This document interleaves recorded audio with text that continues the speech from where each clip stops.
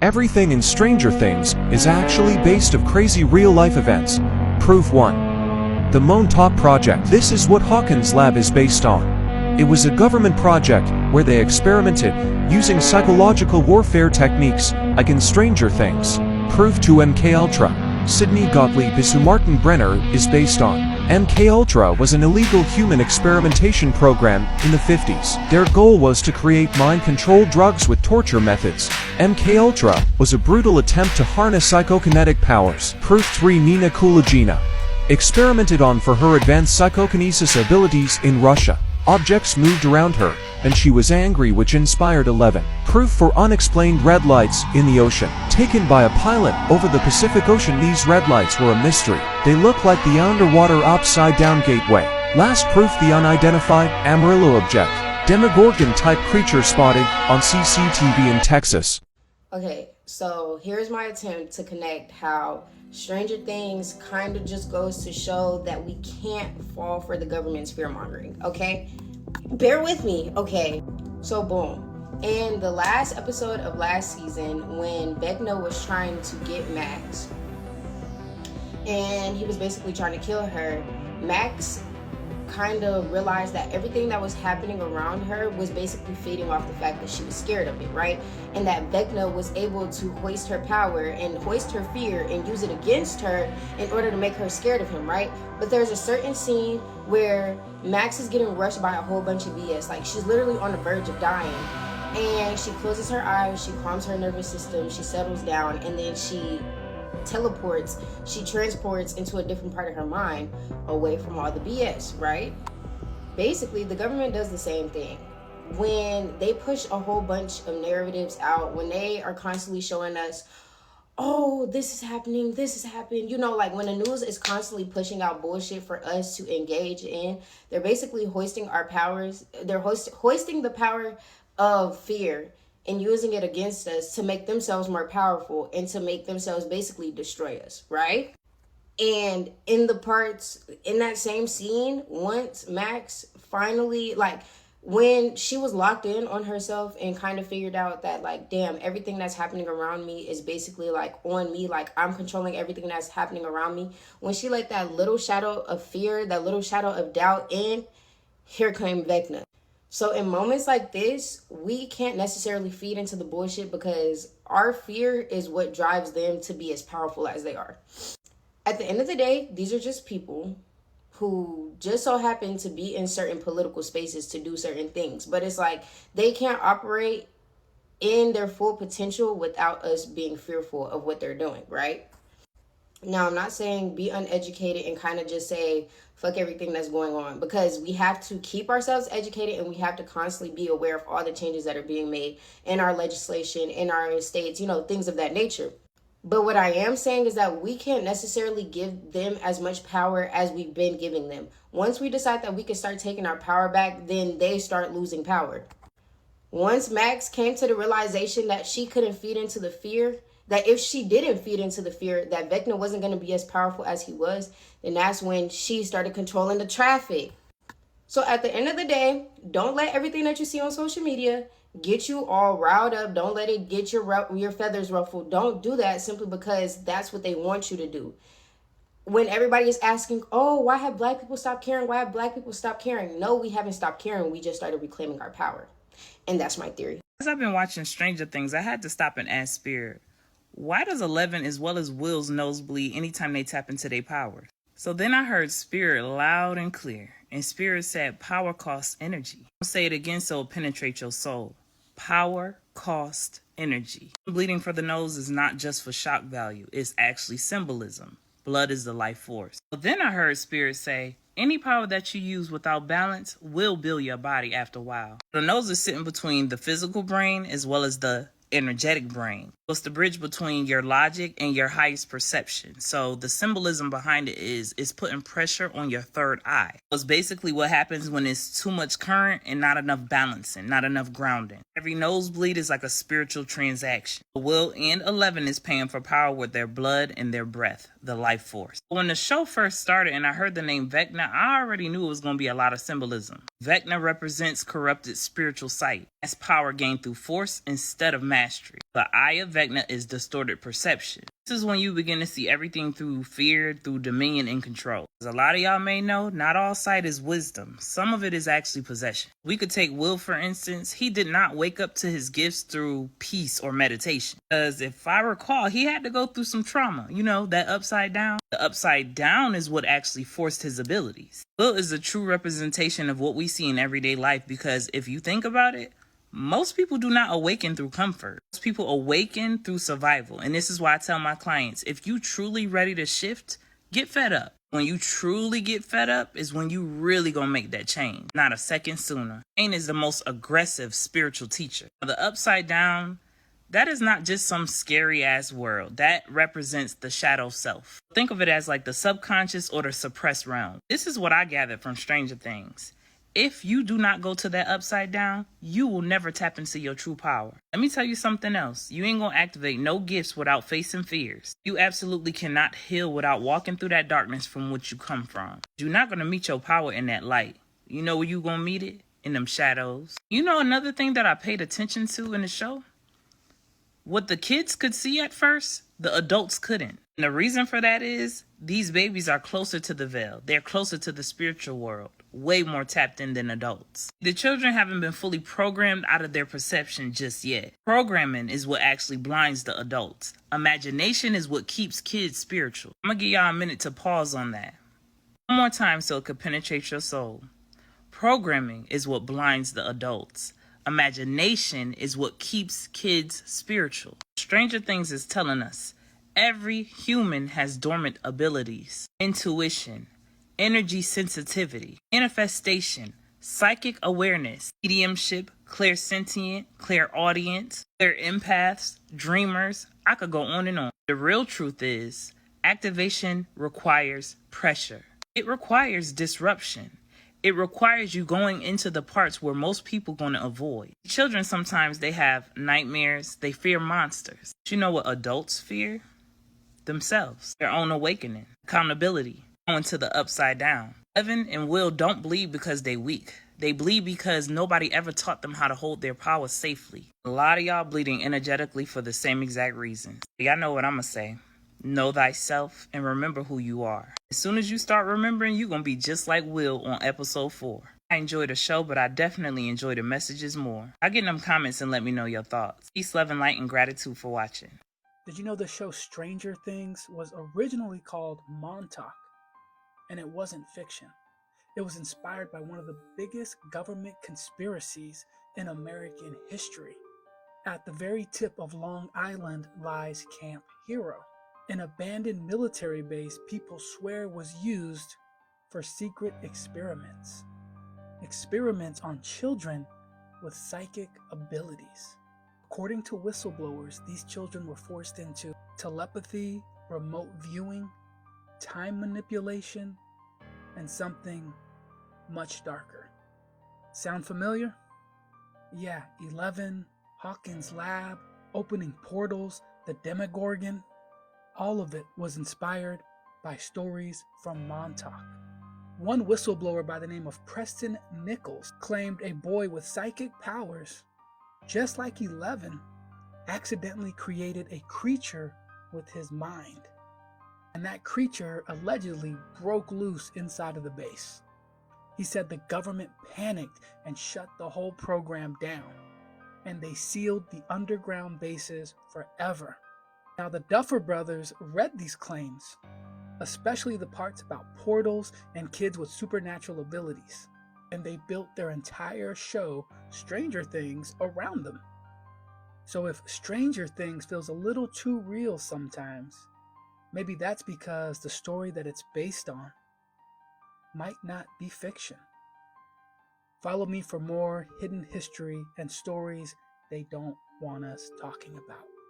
Feel free to go down a deeper hole on the Montauk Project. Let me know if you guys ever heard this before, and if you've ever heard of the Montauk Project. Drop your thoughts in the comment section.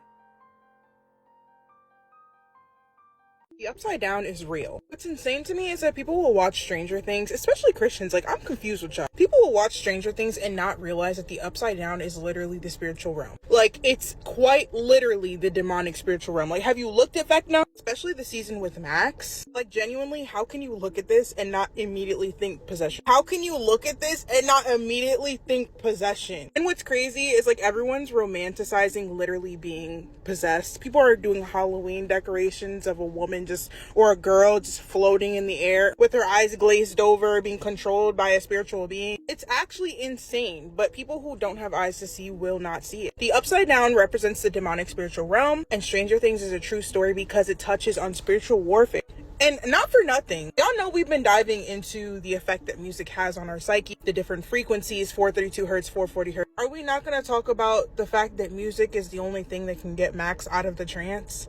Like, that shows you how strong music really is, how much power music really holds. It's also insane how the government is trying to use 11 to weaponize the upside down the same way that the gov tries to use media and music to subconsciously program people into thinking what they want people to think. I'm not even going to get into the fact that Stranger Things is actually based on a true story, like a whole true story having to do with MKUltra. Y'all, TikTok, this is for entertainment purposes only, none of it's true. I don't need any more problems with TikTok. Also notice how when they're trying to tap into the upside down, 11 submerges herself in water, and not only just water, salt water. What is the OG salt water, huh? Oh, the ocean. Okay. Water is a portal. I'm going to keep on telling y'all, water is a portal. How many times do they have to show us in our faces in plain sight, as above, so below? How many times? Water's a portal. And if you don't believe that, if you're one of those science people, just look up eddies. If you don't know what eddies are, they are literally black holes that happen in the ocean that can last for months and even years. Just swirling black holes. No one knows where they lead.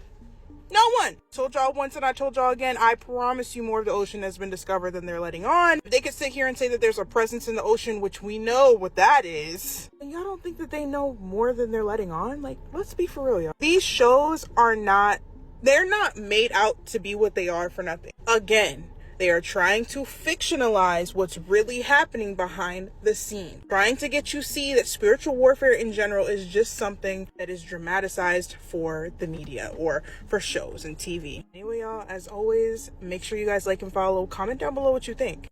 I don't know if this alien shit is just one big sick joke, but correct me if I'm wrong, right? So in Stranger Things, they use the word interdimensional to describe Vecna, right? So they said that Vecna was this interdimensional being, and the upside down was considered an interdimensional realm, right? And then you got the government saying this. Incredibly important to listen to the specific words that Grush uses. You know, Grush never said extraterrestrial or alien. He said interdimensional. It has become apparent that there is a movement, whether it's within the intelligence community or not, to prevent us from finding out more information on this. Luna would not expand. And then you have a Hellfire missile. Hellfire missile hitting one of these interdimensional beings, right?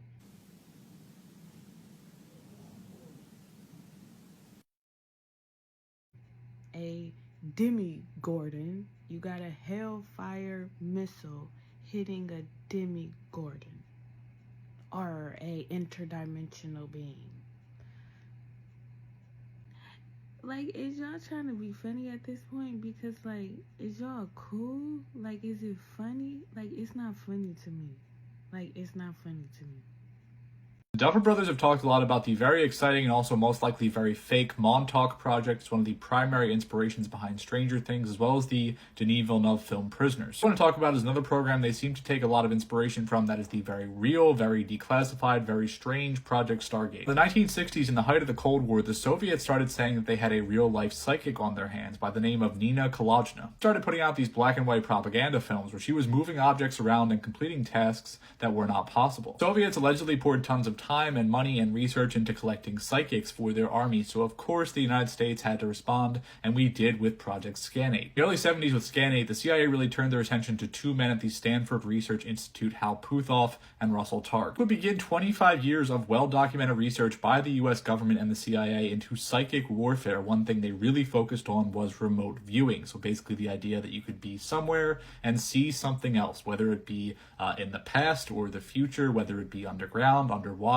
you could see it. Go back to the early days of Stranger Things, a lot of what you're seeing here with this research is exactly that. It is remote viewing. The Army would withdraw their funding after 15 years and it would pass to the Defense Intelligence Agency, and this would become Project Sunstreak. Other programs like Gondola Wish and Grill Flame, but in 1991 they all kind of got mashed together under Stargate. While all this stuff was getting Army funding, it really was the baby of Major General Albert Stubblebine who was in charge of Army intelligence. This guy was obsessed with this stuff. He was a full believer. He was trying to teach himself how to walk through walls. He was also obsessed with Israeli psychic Uri Geller. To learn more about this stuff, one of the best people to look into is Joseph McMoneagle, who was one of the lead remote viewers for the Army in the 70s. A movie with George Clooney that kind of mocks a lot of this stuff from back in the day. It's called The Men Who Stare at Goats. All of this research is what this film is based on. All this to say, millions of taxpayer dollars were poured into these programs over the years, largely because of Cold War paranoia, and what makes it funnier is it seems like pretty much everything the Soviets were doing was bullshit. The United States would try with remote viewing over and over again. They would try to find Soviet submarines and bombers. They would try to look at their nuclear sites. They would try to find spies in the United States. If you look into the actual results of these tests, it's all really, really hazy. It's hard to find anything substantial or anything tangible in terms of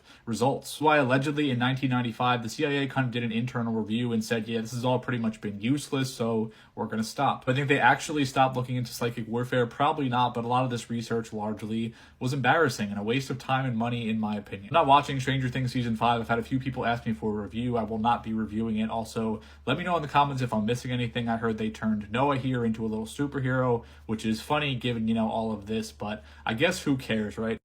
Okay, can we talk about how Stranger Things, the Season 5, Episode 4, last 10 minutes got really spiritual and just proved that everything is mental, which is all I freaking talk about on here. And this is a spoiler alert if you haven't watched it yet.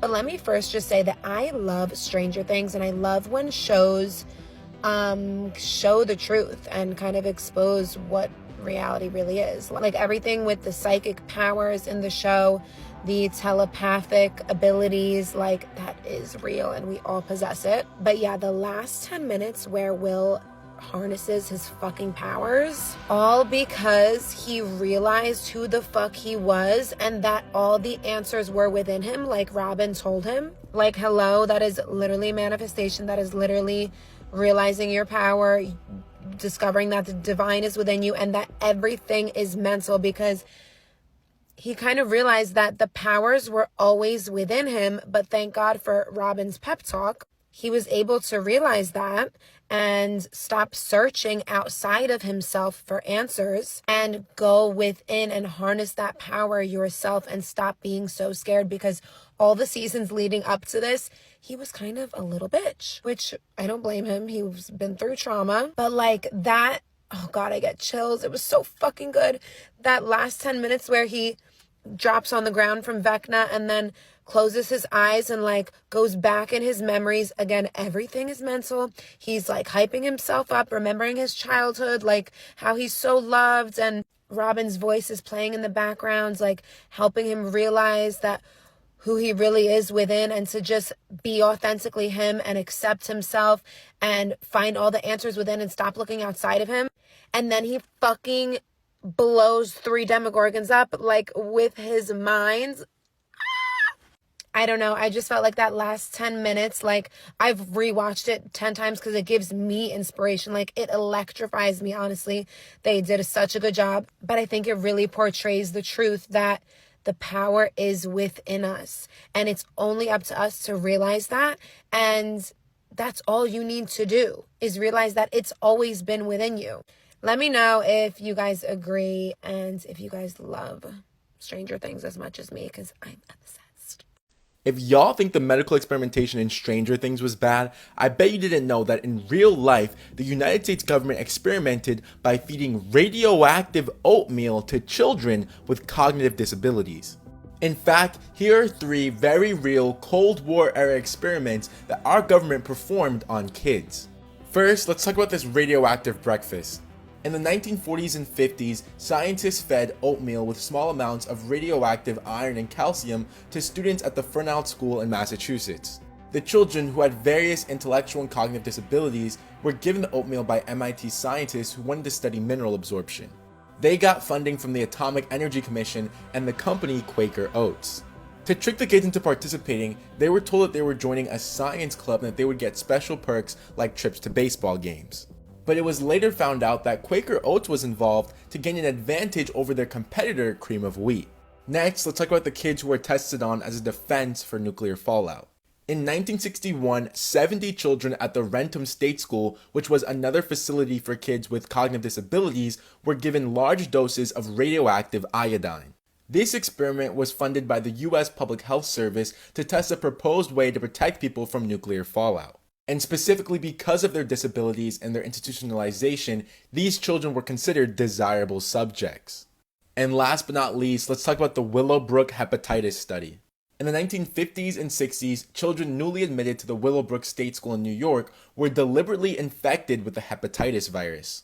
Researchers argue that this was okay because they thought most of the children would eventually contract hepatitis at the facility anyways. In other cases, parents were pressured to consent, and they were told that their children would only be admitted into the already overcrowded facility if they agreed to put them through this experimental medical research. In the 1990s, Bill Clinton apologized for some of these experiments, specifically the ones that use radioactive material. But at the same time, to this day, the government argues that most of these families don't deserve any form of material compensation because they say that the amount of chemicals ingested was not enough to cause lasting physical harm to these children. But what do you think, and what do these events tell you about how our society views children, specifically children with disabilities? Let me know in the comments, and of course, follow for more.